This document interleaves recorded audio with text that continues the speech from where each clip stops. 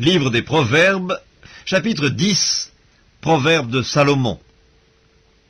Un fils sage fait la joie d'un père, et un fils insensé le chagrin de sa mère. Les trésors de la méchanceté ne profitent pas, mais la justice délivre de la mort. L'Éternel ne laisse pas le juste souffrir de la faim, mais il repousse l'avidité des méchants. Celui qui agit d'une main lâche s'appauvrit, mais la main des diligents enrichit. Celui qui amasse pendant l'été est un fils prudent, celui qui dort pendant la moisson est un fils qui fait honte. Il y a des bénédictions sur la tête du juste, mais la violence couvre la bouche des méchants.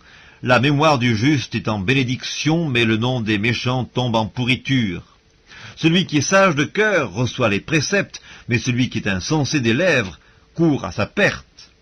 Celui qui marche dans l'intégrité marche avec assurance, mais celui qui prend des voies tortueuses sera découvert.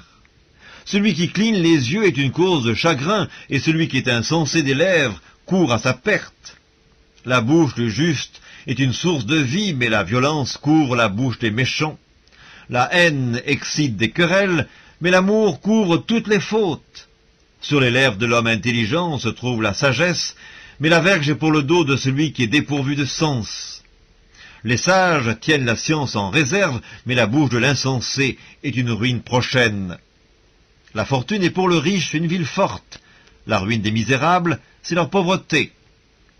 L'œuvre du juste est pour la vie, le gain du méchant est pour le péché.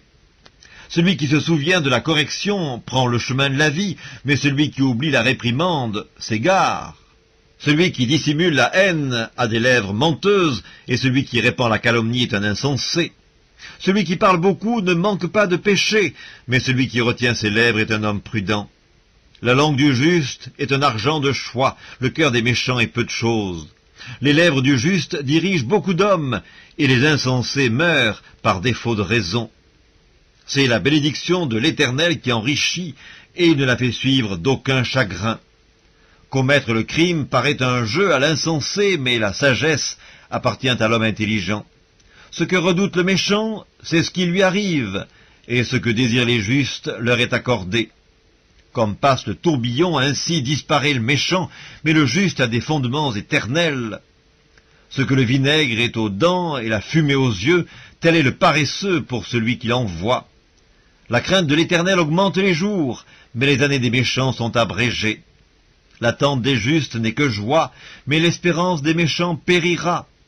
La voie de l'Éternel est un rempart pour l'intégrité, mais elle est une ruine pour ceux qui font le mal.